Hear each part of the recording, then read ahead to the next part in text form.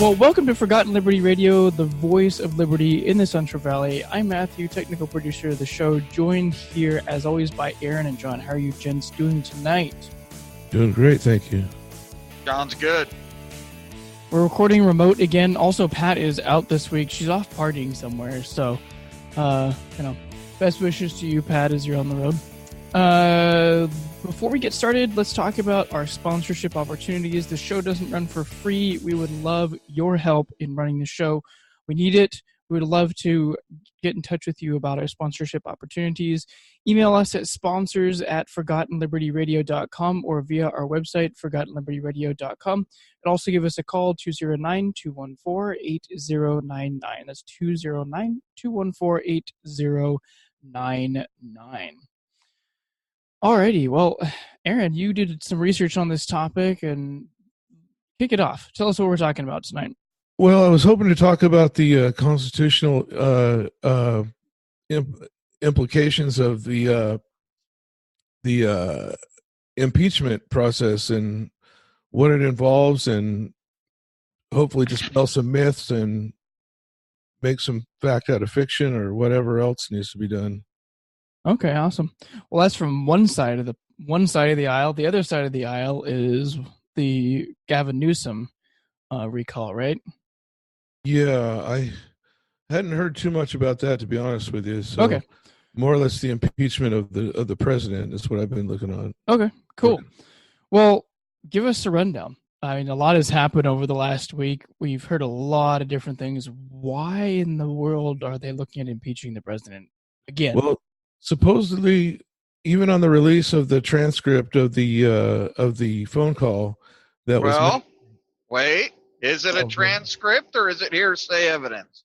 Well, there's two schools of thought there.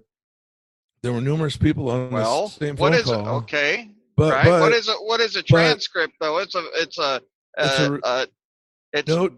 word for word taken account of that phone conversation. Right. It was taken from notes, basically, as I should say. But so it's a recollection then, not a transcript, right? And, right. And we need to be cognizant of this when the Democrat Party says this is a transcript.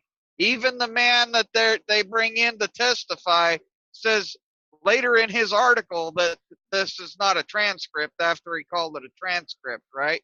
Oh, so it's just like a memorandum of what happened. Right.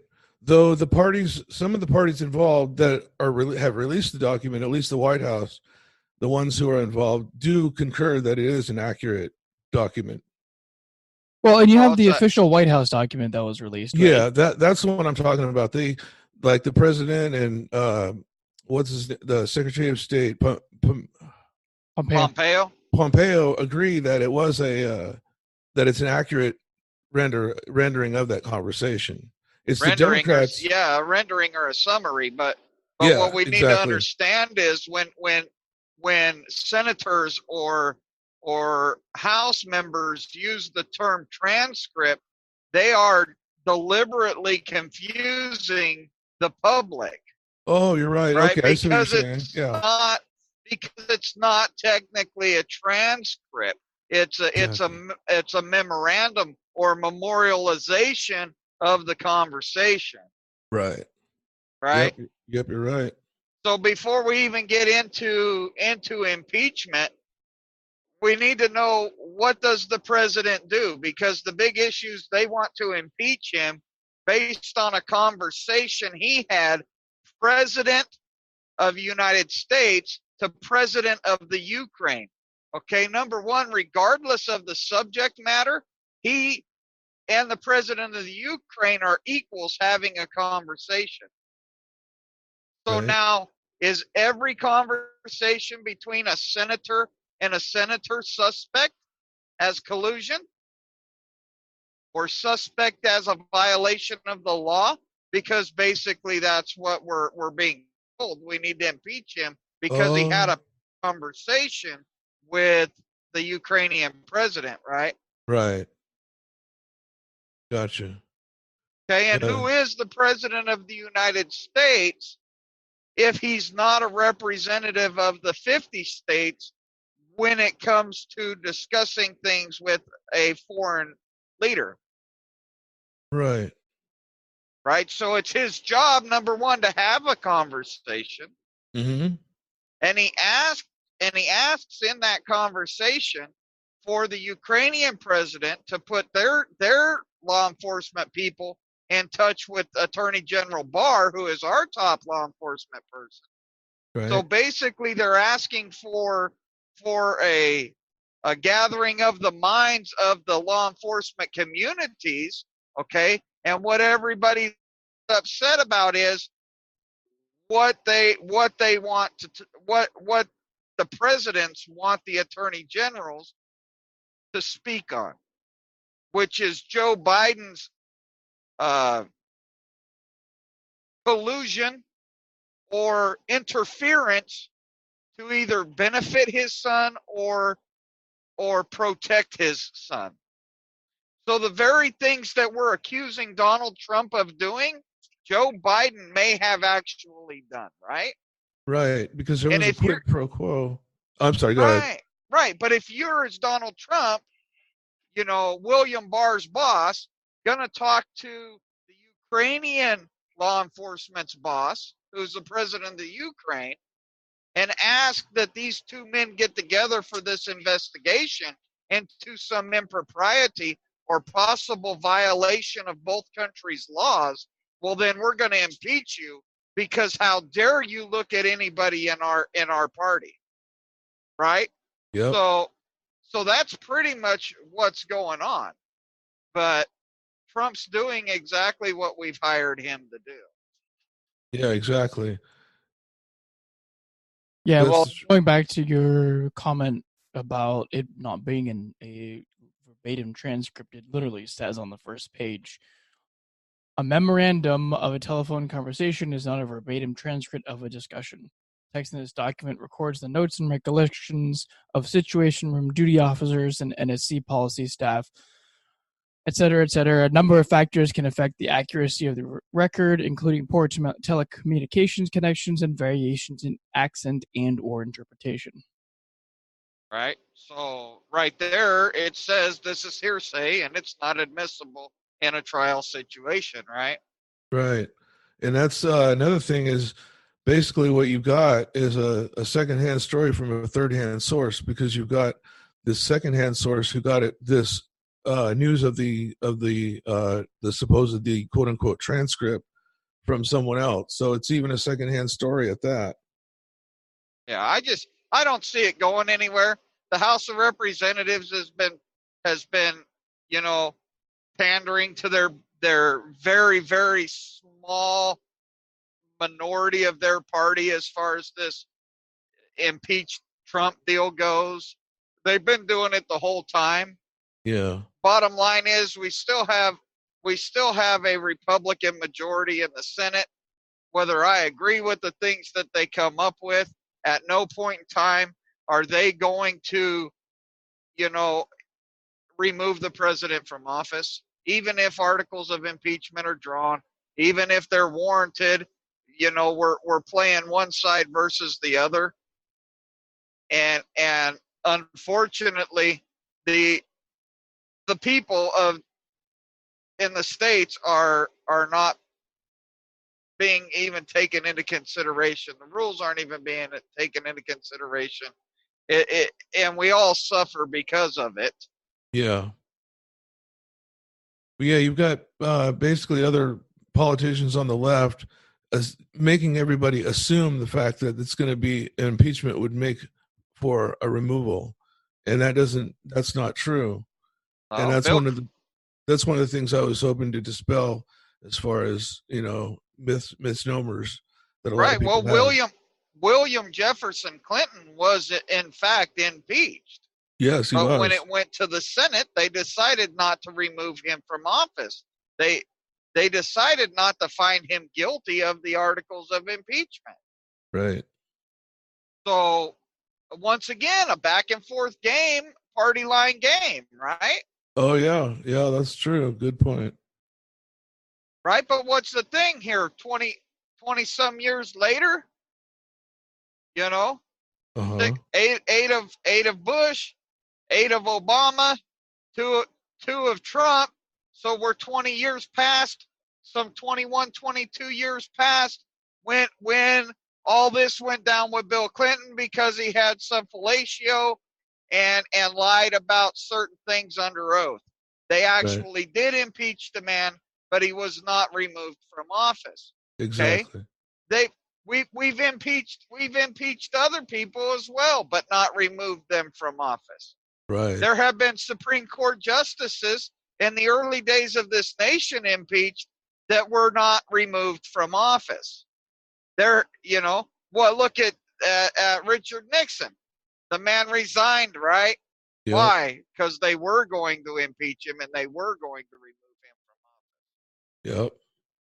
I mean, everybody's so worried about saying Donald Trump is doing these kinds of things like wiretapping and spying on the other party like Richard Nixon did, and that's not even happening. But because Richard Nixon did this once or twice and got caught, well, now every time we don't like a president, we're going to do this very same thing, but our candidates are the ones that actually are doing it. Yeah. I mean, it's really the lamest argument in the world because the evidence points to, okay, they did this. They did these things. Hillary Clinton, Fusion GPS, Barack Obama. The Democrat Party absolutely did these things. Yep. There's no doubt about it. But we're going to blame Trump for doing these things. And then anytime Trump has a conversation with any individual of power in another nation, well, by God, he's guilty. Well, Right. By God, no, he's not. You're a damn traitor. Yeah, and then because you're not supposed to be running around as a congressman or a senator of this nation looking to backstab the president. Right. That is treacherous. That is deceitful. That is vindictive behavior. We wouldn't put up with it from our spouses or significant others, yet we're allowing an entire House of Representatives majority to treat us like this. And it comes down to how it affects our foreign policy as a whole. Other leaders of other nations have to feel comfortable with speaking with our president candidly, one-on-one, rather than, even though people do listen in, there has to be a confidence there that they have to be able to trust our president and that his words are going to be taken in confidence and not thrown out there for public dissemination and called something of collusion or a crime. I mean, whatever happened with Joe Biden is besides the point. To if the president did or did not do something wrong in this case, that shouldn't even be a question if he did or did not do something wrong. Right. So they're wasting our time. Yeah, and they're not getting things done that they need to be getting done. What's their job? To make law and to pass things that are good for the American people. And well, but do we need any more laws? How many laws do we have? We got Josh Harder out there bragging that he's brought more money to Stanislaus County, again, for a child development at Stanislaus State. Of all the states that throw money at child development, California needs no federal money thrown back at us for child development programs. And Josh Harder's up there in Washington. Oh, I brought the pork home. How about you bring the pork home in the form of tax refunds to the people, in the form of dismantling the Department of Education. This is state issues. How about it in the form of dismantling the Environmental Protection Agency? How about in the form of dismantling, the Bureau of Reclamation or the BLM or United States Department of Agriculture in general? There's no reason for us to fund these things constitutionally, but yet it's easier for them to say, I did this for you, and I'm going to impeach your president for you. Yeah. And what do we get out of Ted House today? I got to tell you what he got on Facebook again today. Something from Ted House that doesn't even address what the Congress is doing or not doing, right? So Bernie Sanders is ill, right? And I don't mean to get off topic of the impeachment, but Bernie Sanders is ill, and Ted House is wishing him the best. I don't give a shit about, I don't care about Bernie Sanders being ill.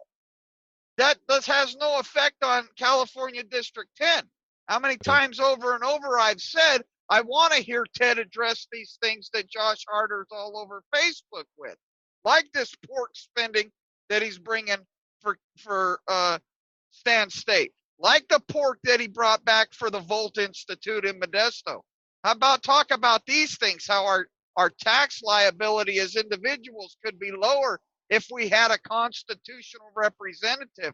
But I got to tell you, I don't even think Ted House is going to be that man. The more I see that he's ignoring these things, I don't think he's going to be that man. Well, John, that's what we have you for. You can call him to the mat. Well, these are the things that I mean, seriously, though. Well, yeah, I agree. I totally agree. Yeah. We want representatives that represent us, and even the candidates aren't speaking up for us. Right. It's more of the soundbite. You know, he did it just for he's calling out to Bernie Sanders just to sound like the nice guy. Well, you don't have to be a nice guy all the time. Exactly. Well, you see how the Democrats are. They're not playing nice, so why should we be nice? Right, exactly. But as we all know, John has his rants and his raves, and that's mine for today, huh? But I'm definitely getting to an area where I'm not going to have coverage for much longer. So. Well, it's good that you got it out of the way early on then. Yeah, better than wouldn't be a show without a rant, right? As Verizon cuts me off, you guys can continue if need be. Yeah, it's just sad to see that people who aren't actually doing much. They're saying a lot of things and not really doing much to follow through with them. It's frustrating and at the least, and angering at the worst. Well, we know that you know our United States District 10 Rep Josh Harder is part of this whole impeachment baloney, right? And we know he's Nancy's poster child. Mm-hmm. Okay, and we have a candidate that says he's Josh's opposition and the best answer for us, but why am I discussing these things and not him? It just makes no sense to me. I think that's more important. Impeachment debacle or impeachment drama. It's never going to happen to begin with. Right. You did kind of cut out there, John. Well, we're probably you're probably down to the end of it. Yeah. Probably losing you. Yeah. Should we take a break? The next hill is definitely going to kill the cell phone. So. Alrighty, well, we'll say goodbye preemptively so that you can at least hear it before you leave. Well, but, you know what the situation is. I'm on Highway 4 entering Calaveras County. Where we already know I have multiple interests in multiple counties. This area that they're trying to split off of this state, but I don't have no say in that deal. You know what I'm saying? Right. and everyone in Calaveras County knows exactly where I am because of where the cell phone's cutting out. So their committee up there and Tuolumne's committee, y'all know that this is legit because my cell phone's cutting out at the county line. Know exactly where that is. Anyways, everybody, you guys have a great night. I'm gonna be done, and that's not gonna be pretty after this. Alrighty, you take it easy. Drive safe, John. Yep, thank you. So, Aaron. Yes. How much more do you have on this? Did you? Is there anything else that you wanted to cover? Follow that up. To be honest with you. Well, it's hard to follow up a John rant. Exactly. It is. Well, I got a few things that in case people are curious about impeachment in the Constitution, what about where it is and why it is. And basically, just as a quick overview, you can find in different places in the Constitution, in Article 1, Section 2, Clause 5, you can find where it talks about how the House of Representatives shall choose the speakers and officers and have the power of impeachment, the sole power of impeachment, I should say. And in Article 1, Section 3, Clauses 6 and 7, it goes on to say the Senate shall have the power to try all impeachments. And while in Clause 7, the judgment of cases in cases of impeachment shall not extend further than removal from office and disqualification to hold or enjoy any office of honor, trust, or profit in the United States. But it's not going to be to put somebody in jail. Apparently, according to this, it says the party convicted shall nevertheless be liable and subject to indictment, trial, and judgment and punishment according to law. So the Senate's job, it sounds like, is not to put them in jail, but to show that they were guilty of something, and then it's up to the law to take it over from there. So it's kind of more of a suggestion, and like, look, we found him guilty, but now we actually have to turn it over to actual law enforcement, right? It sounds like it, although the primary job is to no further than removal from office, and that's it, period, which would probably be bad enough to begin with. Oh, yeah. To rub salt into the wound. Yeah, exactly. What was the first one? You said it so fast I didn't catch it. I'm writing it down for the show notes. You said for the second one, it's Article 1, Section 3, Clauses 6 and 7. Yes. Put that in the show notes for anybody who wants to look at that. And then what was the first one? Oh, okay. The first one is Article 1, Section 2, Clause 5. All right, and that will also be in the show notes for anybody who wants to take a look at that. Yeah. I also just put the transcript in the show notes as well, so you should take a look at that, definitely, for sure. Yeah, I have a copy of it here that we can put on the show notes. Okay, perfect. Yeah, it's really short, and surprisingly, the frustrating thing is you have the media that likes to hype up these things. They'll take little bits and pieces of this transcript, which I haven't read the whole thing. Okay. Memorandum. John's still here. Is he? John disappeared and came back. He came in just in time for that. That was perfect timing, by the way. That was great timing. Memorandum. They take bits and pieces of this memorandum, which is actually fairly short, and they shorten it down. They add ellipses where they'd like to cut out information. They kind of meander around it, and they pull out bits and pieces of it. So I definitely encourage anybody who wants to, just go read it. Read it, because it's not too long. It's, hold on, I just had it up. 3 pages long? Yeah, roughly 2 pages, I think. Okay, sorry, it's 5 pages. Is it that many? Yeah. I thought it condensed down was more. Okay, I mean, maybe I have the official, whitehouse.gov one. Oh, okay.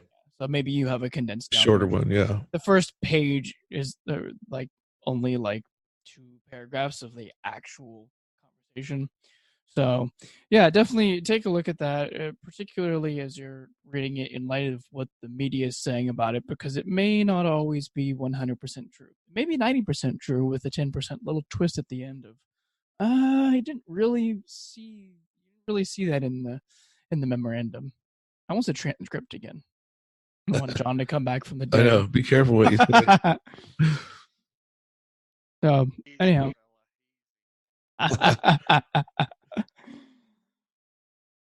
Well, Aaron, did you have anything to add? Well, I just wanted to add one more thing that I put a challenge out there to our listeners last week. If they could call into the number that we have, which was 214-8803. 8099. 8099. Don't forget, it's a 29 area code. We may have somebody who listens from out of the area. That's true. So don't want them randomly calling somebody else that has a 214-8099 number. Yeah, somebody else probably doesn't want to know where the nutria came from. Well, how it got here to California. I'm putting That's the challenge probably out there. I want to know how the nutria got to California. If you can tell me, well, we might have something for you. We might. Might be a phone call from John. Who knows? We'll have to find something for you. John don't care if you know where the nutria came from. Oh, man. Well, do you guys have any closing thoughts? I know it's a little shorter episode. We're running short on time due to recording capabilities, but do either of you have any closing thoughts before we end this episode? I don't think I have any others. Impeachment's a joke. The Gavin Newsom recall's gonna screw us. Nobody gets it. Right. They're wasting their time. We're gonna get somebody in there that has no idea how government works. Arnold had no idea how government works. So impeachment's not going nowhere. Recall Gavin's gonna screw us. It's all doom and gloom. Yeah. Get yourself ready. Get yourself ready to realize Gavin's not doing anything that's going to affect Gavin adversely. He's signing bills that they have supermajority floor votes on. He's vetoing bills that they don't have, veto overrides on. So you can't come at him that he's doing anything wrong. It's our assembly and our Senate, and we need to replace those people. We need to replace those people with several hundred more, and there's a way in the process to do so now. We will have a website forthcoming for that initiative soon. Stay tuned to Initiative 190012, people. That's where it's at.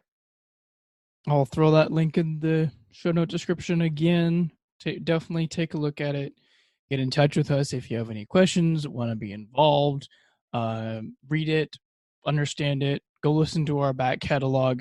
Go listen to our previous episodes on it. We've done several episodes. There's one episode that's a deep dive into it. I'll put that in the show notes. Definitely take a look at it. Well, I want to thank everybody for listening to this episode of Forgotten Liberty Radio. We would love to hear from you. Again, I mentioned, get in touch with us. Feedback at ForgottenLibertyRadio.com or via our website, ForgottenLibertyRadio.com. You can also call us 209-214-8099. We'd love to hear your questions or comments. If you're not subscribed to our podcast in whatever podcast player you're listening to this on our website, or you're just downloading it, a single episode, make sure you subscribe to our podcast. You're going to get updates on all of the upcoming news, especially on this initiative the initiative for California's legislature. We definitely want to keep you up to date. Find us iTunes, Spotify, YouTube, Google Play, BitChute. Find us on all those places. If you can, leave us a 5-star review. We would really appreciate it, especially if you've been a long-time listener. Get in there, find a place to review us. We would really, really appreciate it because it does help our rating. Thank you so much for listening to this episode of Forgotten Liberty Radio, and we'll catch you.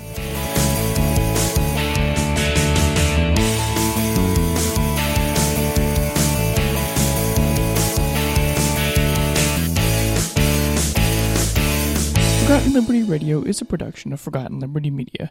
The views expressed by the host or guests in any episodes may not necessarily reflect the views of Forgotten Liberty Media as a company.